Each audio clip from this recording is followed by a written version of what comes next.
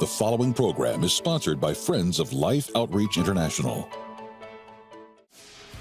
Coming up, in our easily offended cancel culture society, what if Christians were the most unoffendable people on the planet? We do have things that are going to cause anger. The goal is to get rid of it as quickly as we can, understanding that God has forgiven me, so I have to forgive others. They don't have to even apologize. I do it not because they deserve it, because they don't. I do it because I didn't deserve it. And that is freedom.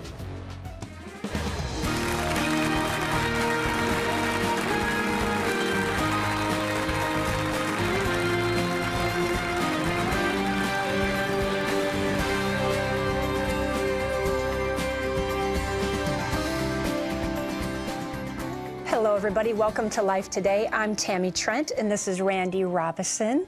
So good to be back with you again. Our guest today is both laugh out loud hilarious and insightful. He is a best-selling author and an award-winning broadcaster, and he's a friend of mine. And honestly, our time goes back to KSBJ Radio in Houston, Texas, where we had a grill-off, and I beat him. And I think he's probably still angry about it, maybe even a little offended. So he has since written a book called Unoffendable. Brant Hansen, welcome, Brant. Thank you. Yeah, I am. I'm still, in fact, the book is me working through my loss. Is it? Okay. Yeah. What was the competition? It was a grill-off. Yeah, it was a kind of grill-off. And then we had a one-on-one basketball game. Uh-oh. And it was close. I think I beat you there as well. I have many trophies. Yes. But Brant, seriously, we're living in a time right now, our culture, it's like an angry epidemic. People are so angry, and I've never seen it like I have today. Yep. And your book, how does that relate to what's happening in the culture today? Well, I think it's fascinating because if you read one article after another, it can be New York Times, Washington Post, whatever, they talk about an epidemic of anger in our culture. And they will talk to psychologists about what to do about it. And there's a billion things they usually list, you should take a walk, you should listen to some music, take a deep breath. They never mention forgiveness. Interesting. Which is Jesus is, among other wonderful things, he's a genius. Like, he knows how we actually thrive. So it's fascinating to me, like, we're missing something when we don't talk about that. Forgiveness is the way out of this. And you can live a life of unforgiveness if you want, but I would tell you it's a lot worse than having to forgive somebody. Right. So people are like, well, I need to be mad about this, I need to be mad about that. No, actually, you don't. What you're supposed to do is take action. You may need to have some boundaries in your life. This isn't about having to stay in relationship with somebody who's hurt you or is abusive or something. But if you don't forgive somebody, you are staying in a relationship with them in your head for the rest of your life. So this is Jesus' way of handling this anger thing, and I would say it's the way to go. It's just that not many people are taught to do it. So it's very consistent. Anger is not ever, we think my anger's good, it's righteous. But it's never in the good lists in the Bible. It's not a fruit of the Spirit. We're never told, hang on to anger. We're supposed to get rid of it because God knows it will destroy us. So he's very compassionate. His passion, the way he tenderly is telling us, don't hang on to this. And we now know, due to science, like, your anger will take a physiological toll on your body because it's actually a fight or flight response, but you're holding on to it. And that fight or flight response for the rest of the world, like, that should be over really quick in the animal kingdom, for instance. Like, you have this reaction for a reason, but you can't hang on to that because it will destroy you. So we do have things that are going to cause anger. The goal is to get rid of it as quickly as we can, understanding that God has forgiven me, so I have to forgive others.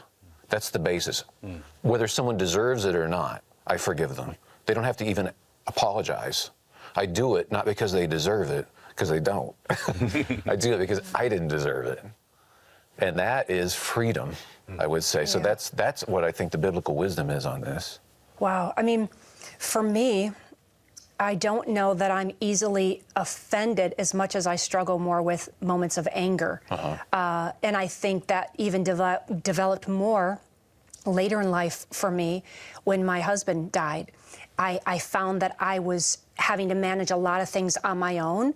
And when I couldn't do it, I found myself just getting frustrated and angry in those situations. I have constantly prayed, God, help me even deal with some of the anger issues that I have in those moments. And so I think even when we talk about this unoffended, being offended, anger, it's like, for me, it's like getting to the root of why are we even responding this way? What is it that's making us feel like this? I think that's really important. I think that's really brilliant, because when you question, why am I angry, you really are getting at a heart issue.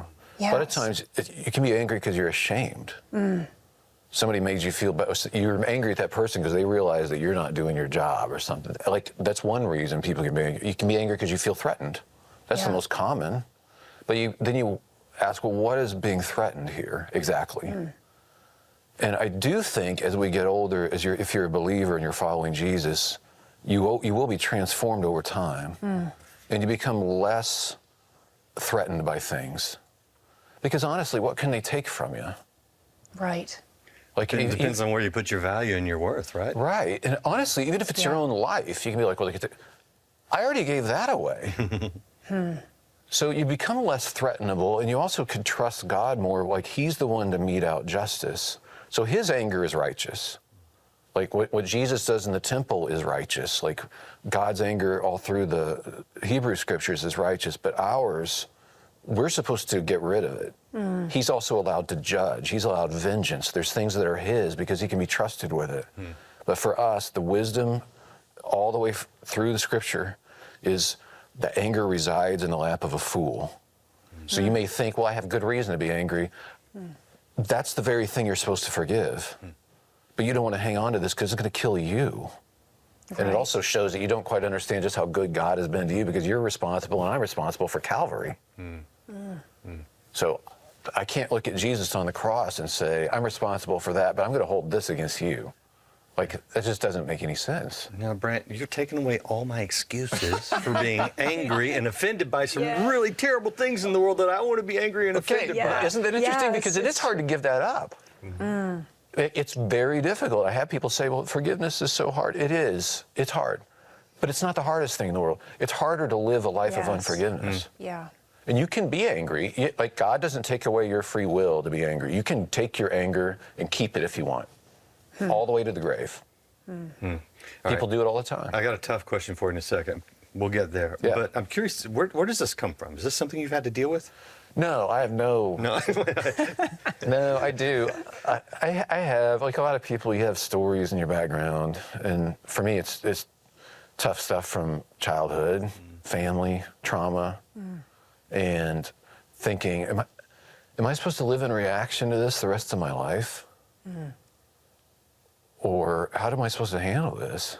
And so I actually was looking in the Bible. I would talk about it on the air as a Christian radio guy. Like, how long am I supposed to be angry about things? Because I know I'm supposed to be angry about stuff. Like 2 weeks, 10 years. And then to actually look in Scripture and see, I'm actually supposed to forgive. That means giving up my right to anger. Because I can't say I forgive you and I'm staying angry with you. That's right, yeah. That's right. But this is the only way to freedom. And again, it doesn't mean you don't have boundaries. That's right. And it doesn't mean you have to stay in relationship, right, with people that have also caused you harm and have hurt. And I think that those are two different things. I mean, there's been relationships in my life where I've had to forgive, and I have known that God wanted to heal that relationship. There's also been incidences where I have forgiven, and I knew that God said, but do not be in relationship here. It's toxic, it's not healthy, and you need to forgive and move on so it doesn't have any power over your life, but you do not have to be in relationship here. It's not healthy for you. Well, and when you do give up that anger, you'll be thinking clearly about what to do. Like, anger does not help your judgment. Anger clouds our judgment. So if you want to address things that are really horrible, maybe in culture, maybe in society, in the world, there's all sorts of injustices that you see. Right. Now, you can get angry about it. I should be angry. Okay, but your anger actually doesn't help anybody. Taking action helps. So when I'm generous, That helps. But we like to pat ourselves on, I got angry, I tweeted about it. Like, well, that's makes me feel good. Right. But the goal isn't me feeling good. The goal is me to do something out of love, to defend the vulnerable, to defend the weak. Yeah. That's right. And not to do it out of anger, but to do it out of love. Because if I don't do it out of love, I'm a bunch of noise. Yeah, that's right. And like, this is hard for people to make that jump because they think if I'm not angry, I won't do anything. I'm like, well, then that's a problem. You should be able to do something without anger and stand for what's right and have boundaries and be able to say, you're in my parking spot, you're going to have to move. But it's not out of anger, but you still say it. Right. Which is with a cool head. It's so true. So It's we so don't- perspective. Yes, Like, so you can practice stop. this. You get better, honestly, at starting the day saying, I'm going to forgive people today. Yeah. I'm not going to be shocked by human nature again. I'm not going to, I can't believe somebody cut me off. Right, right. Believe it. Right. So let me, here's my difficult question, and I think you touched on the answer a little bit, but I want to unpack this because I think it's important. When we talk about anger, right, and I think most Christians will start to hear you, but there are still some things that are rightly offensive in this world, right? Okay, so, you know, we've just been talking about human trafficking a lot, and that's a huge offense where some people are doing evil things, and as Christians, we should take, I think, some level of offense at that, you know? Well, we know it's wrong. Right. And we act to counteract it. Right. But again, I would go back to Calvary. If you really believe that Jesus died for you, you're responsible for the execution of an innocent man. But like what he did, that scene was so grisly, that's because of me. So for me to turn around and think I have the right, as someone who's been forgiven for much, to turn around and not forgive other people who are guilty of, we're guilty of that. Like, and Jesus, in fact, does give us that unmerciful servant story, where we've been forgiven much. So again, we still address these things, and you'll actually, Dallas Willard said, whatever you do with anger, you can actually do better without it. So if you don't think you can address human trafficking only if you're angry, that's probably a maturity issue. You should be able to understand humans are broken. This is a horrible thing that's happening, but I'm not going to act out of anger, but I'm going to rescue these girls or these boys. Do something, yes. Yeah. Do something about it. Out of love. Yeah. I think a good barometer, actually, of that specific example is how do you feel towards the people that are perpetrators of the abuse? Yes. Yeah. Because God wants to save them too. And that was a hard one for me when we got into this. I understand. Yeah. Like there's endless things to be angry about in the world. You know that. They travel at all. Some people in America, they can just watch and sit and marinate in their news channel or whatever and just get angry. It encourages it. Yeah. Yeah, but it doesn't help. Right. Right. And it makes you somebody, like, no woman wants to be married to an angry guy who sits in his recliner and gets worked up about the news every day. Like, but a man who is driven by love and takes action to defend the innocent, now we're talking. So there's something beautiful about people like Martin Luther King Jr. or Dietrich Bonhoeffer. They're like, I can't do this out of anger. I have to do it out of love, but I will do it. Gosh, that's good, Brent. It's good for it's challenging for me. It is challenging. Challenging, and it's good for me to hear this too. But this is the way of Jesus. Like, he's giving us a way to live that's so freeing, and so that we don't have to bear this anymore. Yeah. It's a lighter, it's rest. To finally, instead of thinking I have to carry around judgment for everybody all the time, to go, actually, that's God's job, but I am going to do what I need to do. Right. There's something interesting about you carrying this message, because one thing we haven't talked about that you do talk about is the fact you were bullied pretty mercilessly as a child. Well, I have some quirks, and I share openly about the fact that I'm on the autism spectrum. So there's a lot of irony that I even have a public platform.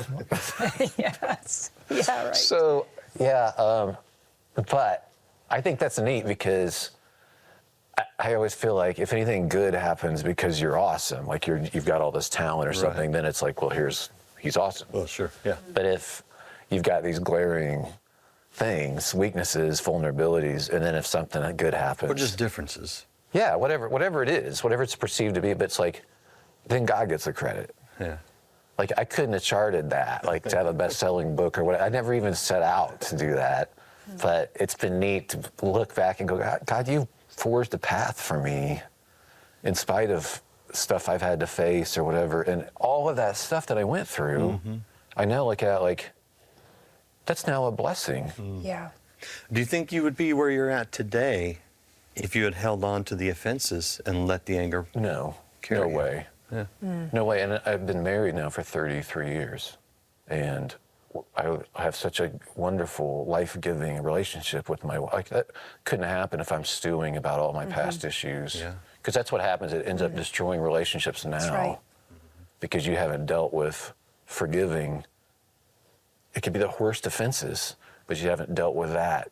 You're going to be still in that fight or flight mode, and that's an awful place to be. If you don't deal with it, it's going to continually affect every relationship. Absolutely, including your Yeah. relationship with God. Absolutely. Number one. Yep. And Yeah. like, this is our way to peace. This is what I'm telling people. Even if you're not a believer, I'm like, Jesus is so smart. Like, just look at his way. I was telling my Uber driver that this morning. Like, we had this conversation. Like, Jesus is so genius. His way is the best. And so it's funny to see modern psychologists try to grab. We don't know what to do about anger. And he's 2,000 years ago talking about stress, saying you should be like the birds of the air. You should be like the lilies. They don't worry about what's going to happen tomorrow. We imagine threats that could happen next week and get angry about that. Right. But it's killing us. Exactly. Right. Oh, so you mentioned talking to your Uber driver, right? Yeah. Have people around you, you know, in your daily life, in your neighborhood, wherever, have they noticed that something a little different about you? And I don't mean the autism, I mean this lack of anger and this forgiveness and this Yes. unoffendability. So here's what's really weird. By nature, I'm a Pharisee. I name my son Justice. Like, I like things the right way, law and order. And I always felt it was my job to assess everybody's spiritual temperature and to kind of tisk people who were sinners or whatever. And since I've rethought that, like, that it's God's role, my goal is for people to see Jesus. And I know everybody, wherever they stand, I know they need more of him. So that's my goal. But since that happened, we don't flinch when our neighbors are different from us. Like, they have a completely different worldview. We're not scandalized. We love them. We enjoy them. We even like them. And so it's funny. I'm thinking about stories from neighborhoods past, but like, what happened is they want to be around you then. So I went from nobody really wants to be around me to people want to be around us because they can tell we actually like them. And then when we talk to them about who, they know we're believers, and when we talk to them about Jesus, we have their ear. Yeah. Are you suggesting that we have a connection before we make the correction in their lives? Something like that. Or, but God, trust that God's going to make the correction. All I have to do is just faithfully tell my story and actually like them. But people won't lean towards what you have to say until they know that you are for them. Yeah. That's right. But that's really interesting. You start to see things with people before you're annoyed. And now, because you're not offended, you actually see things that you wouldn't have seen otherwise that you really like. Like, you can see, like an artist, like God sees people and he's like, I know you don't see this, but there's something beautiful here that could happen. And I think you can start, once you start practicing this way of forgiveness, you start to see people differently, and it's good. Yeah, it is. I'm gonna have to meditate on this a little bit. I mean, this is some depth. I know. I'm gonna start right now because I'm feeling angry. Well, and you know, actually, if you're watching and you're like, okay, this has challenged me a little bit, or maybe I struggle with this, or I just want to know more about it, I want you to request Brant Hansen's book, Unoffendable. Today, when you do something with us about something that I find offensive, I find it offensive that children go to bed hungry, that they don't have enough to eat, that there is no food anywhere to be found, and they suffer. But like Brant says, I don't get angry about it, I get motivated about it, and I do something. We're going to invite you to do something today. Take a look at this and see how you can do something very positive, very godly about something that really is tragic, that's wrong. And we'll be right back to tell you how you can be more of a part of that today.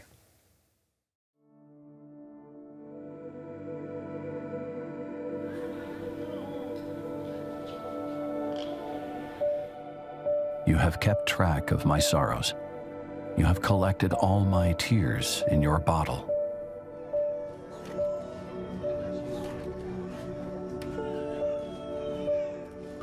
You have recorded each one in your book.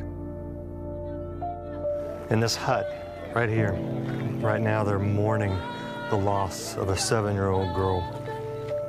when you look around, you understand how desperate the situation is, because some of these children we've seen around this village are showing some of the early signs of malnutrition, the bloated stomachs, the reddening hair. We're so far from the clinic and from any place where they can get help that if a child does get sick, they could be gone within a day, maybe two. That's how desperate the situation is here. Death comes quickly. Just as a broken-hearted mother sits with her precious child, God marks every groan of sorrow and pain. No matter how much anguish and heartache a mother is going through now, it does not go unnoticed by God. I know God hears them. He hears them, and you know what? He sent us, and He sends you to answer that cry. This doesn't have to be a place of mourning. It can be a place where the suffering is alleviated. Will you answer the cry of these children? Will you stand with us as we give them life?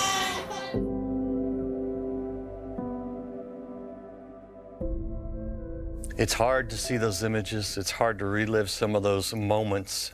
Children literally died in that clinic that day I was in there. But we know that we can make a difference. And the only reason I can keep going in this capacity and keep seeing the suffering that God sees every day is because I know there's a solution. And that solution is us. God sees their suffering. I've seen their suffering. You've seen a glimpse of their suffering. The question now is, what will we do as caring, compassionate human beings? I would say as the body of Christ, how do we respond? Tammy, I think we know what we have to do. Yeah, we do. Randy, it's probably some of the toughest trips for me to go on. When you go into those clinics and you're with those little babies and you see their precious little bodies and you know that death is knocking on their door. But you also know that there is a way to turn this around for these little babies. My favorite times on these trips are when I go and I get to pick up this bowl and I dip it in that porridge, and I know there's so much life in it, there's nutrition for their little bodies, and they stand in that line, like sometimes hundreds of little ones. And it's probably my greatest joy in those moments is just to dip it in and just say, God bless you, God bless you. We don't always get to do that in those clinics because they are so far gone. I think the urgency is knowing that they are in the balance of life and death. We can do something to change that. We could save one little life at a time, Randy. Yeah, and we do it every day. Thank you for your support, those of you who have supported Mission Feeding over the years and continue to do that. 350,000 children every day receive food. Your gift of $30, $50, or $100 will feed 3, 5, or 10 children for about 3 months. So that means that your gift today will go straight into feeding children tomorrow, the next day, and on and on. I would love to expand this. I mean, I know 350,000 children is a lot of children, but to me, I look and I go, the need is growing, unfortunately, at times. It moves at times. We need to adapt. We need to get there. But the bottom line is this. We need your support right now. Yeah. It's urgent. There are children right now who are suffering from malnutrition, and the quicker we can get teams to them to set up Mission Feeding in their village, the faster we can turn things around, and we do turn things around. We have seen it many, many times. We give them that hope in the future by giving them a bowl of food today. So I'm asking you, will you go to the phone or will you go online? Make the best gift you can for Mission Feeding. We have some nice gifts for you. If you want to receive them, feel free to request them, a devotional, something to encourage your spiritual growth. But most importantly, will you reach out with the love of Christ to give food to people who desperately need it? I'm asking you to do it and to do it right now. Across the continent of Africa, children are suffering, facing severe malnutrition and even death.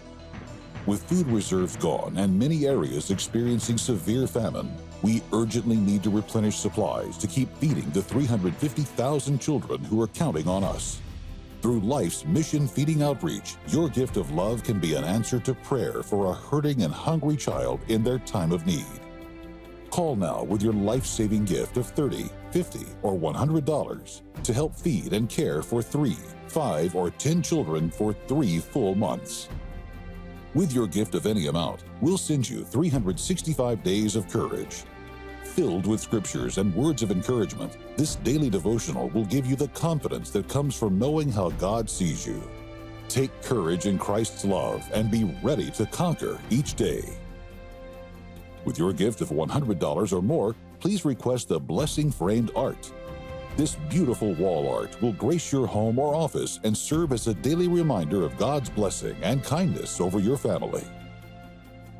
Finally, with your gift of $1,000 or more to help feed and care for 100 children, be sure to request our inspiring bronze sculpture, Consider the Birds, inspired by Jesus' words in Matthew 6:26. Please call, write, or make your gift online today. I hope you are going online or going to the phone right now. Make the best gift you can. We have done some wonderful things with your support, and we need to keep doing it. Keep doing it.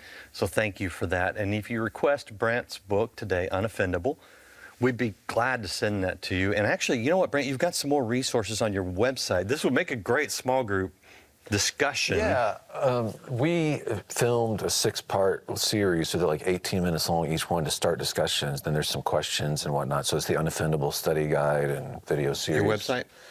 Yeah, BrantHansen.com. BrantHansen.com. Yeah.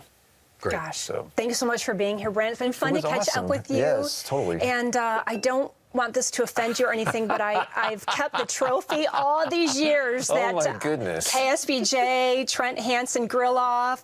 I lost. It does say winner, so I'm going to hang on to this. I don't even think I should be allowed to look at it. You probably shouldn't. I'm just going to, I'll let you hold it for a minute. Golly, thank you. On that note. On that note, Thanks. If only. We appreciate you being with us. We'll see you again next time. See you.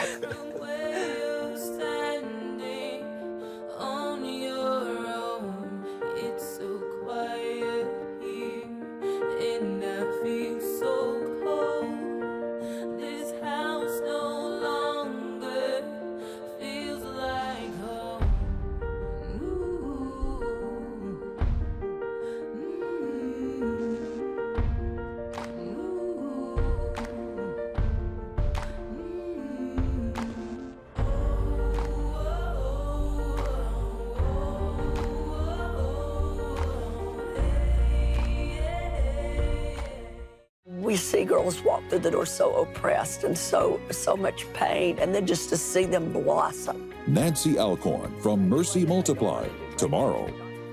Life Today is made possible by the supporters of Life Outreach International. Your gift will be used exclusively for the exempt purposes of life. The ministry features specific outreaches as examples of the programs it supports and conducts. Gifts are considered to be without restriction as to use unless explicitly stipulated by the donor. The ministry is a member of the ECFA.